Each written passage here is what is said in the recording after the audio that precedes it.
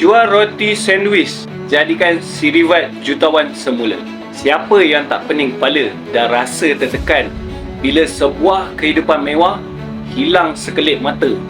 Dalam masa yang sama, asyik memikir perbelanjaan anak-anak yang masih lagi belajar dekat luar negara. Itulah yang telah berlaku kepada Sirivat.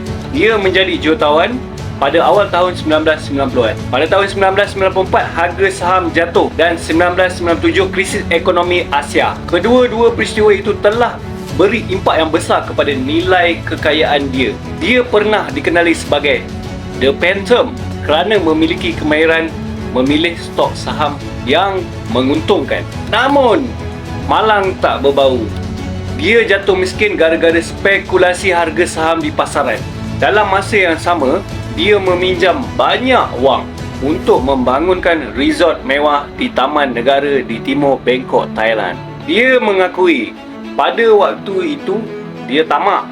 Dia ada 100 juta baht dan dia mahukan 1 bilion pula. Jadi dia meminjam banyak waktu tu sehinggalah dia tak mampu membayar kembali dengan kadar bunga setinggi 17%. Kesannya dia mempunyai hutang bernilai 30.4 juta dolar. Dari jutawan broker saham tiba-tiba jadi penjual jalanan. Untuk teruskan hidup, dia membuat sandwich bersama isteri dan menjualnya di jalanan. Idea menjual roti sandwich itu adalah idea isterinya. Isterinya juga menjadi pendorong utama untuk dia lupakan perkara lalu dan teruskan hidup.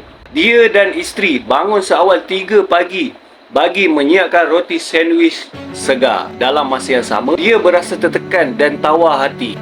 Dia bertanya kepada diri sendiri, mengapakah semua tu terjadi kepadanya? Tapi dia sedar, sekiranya mereka berputus asa, tiada siapa boleh membantu mereka sekeluarga. Maka pasangan suami isteri ini saling bantu-membantu.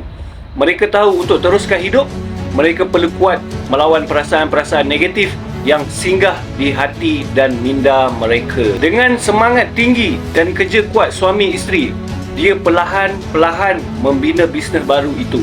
Pada hari pertama, dia menjual mendapat 14 dolar dan mula mendapat beberapa ratus baht sehari selepas itu. Dalam tempoh 10 tahun, dia berjaya membina sebuah bisnes catering berskala kecil kerana dia tak boleh meminjam wang lagi. Namun begitu, dia memandang bisnes ini dari satu sudut yang positif. Meskipun tanpa wang pinjaman, baginya apa jua yang berlaku, orang tetap perlu makan. Dia turut menggunakan sayur-sayuran tempatan bagi mengelakkan dia bergantung kepada sayur-sayuran import. Sebenarnya bukan mudah buat orang sepertinya kembali ke jalanan. Ada orang kaya seperti dia memilih untuk bunuh diri. Dia pula perlu membunuh segala rasa malu dan ego bagi menyesuaikan diri dengan realiti semasa. Hasilnya, dia menjadi inspirasi kepada orang yang senasib dengannya. Pada 5 tahun pertama, dia menjual hampir setiap hari roti sandwich di jalanan. Kemudian, dia bina bisnes sehingga dapat gajikan 14 orang pekerja. Dia turut menghasilkan minuman ringan sendiri, 2 buah kedai kopi dan perkhidmatan catering kopi dan roti sandwich selepas 10 tahun. Sekarang dia kembali menjadi jutawan. Jenama Sirivat Sandwich menjadi satu jenama yang dikenali rakyat Thai dan bernilai ratusan juta baht. Dia menggunakan logo yang mengingatkan dia kepada zaman kejatuhan ekonominya dan negara Thailand. Logonya mempunyai ciri-ciri sebuah belon terapung dengan mata wang Thailand serta huruf IMF. Dia membuka rantaian kedai kopi dan bisnes catering. Kedai-kedainya terletak di stesen transit yang sibuk, pusat membeli belah dan hospital. Sirivat juga menjadi seorang usahawan yang kurang bergantung kepada bank untuk mengembangkan perniagaannya. Dia sedar umurnya makin lanjut, dia tidak mampu menghadapi kesilapan yang sama sekiranya ia berlaku lagi. Kini dia sendiri menjadi simbol motivasi kepada orang-orang sekeliling dia.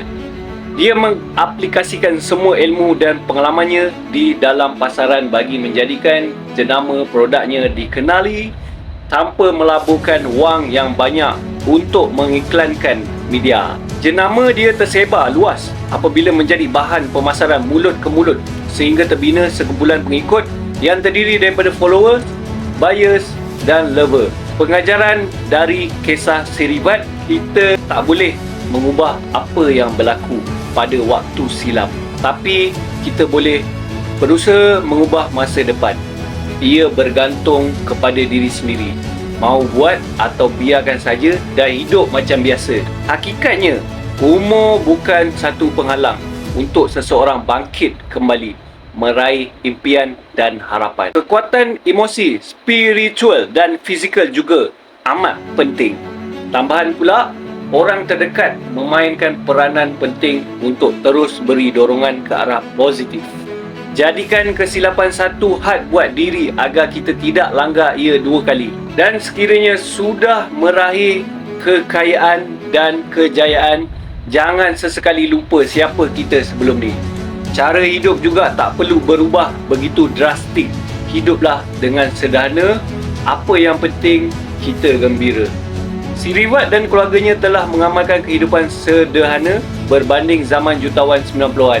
Dan mereka gembira dengan cara sebegitu, dan paling penting dia berkata, I become a free man again. Kalau korang suka dengan cerita ni, korang boleh follow, komen dan share. Thank you. Bye-bye.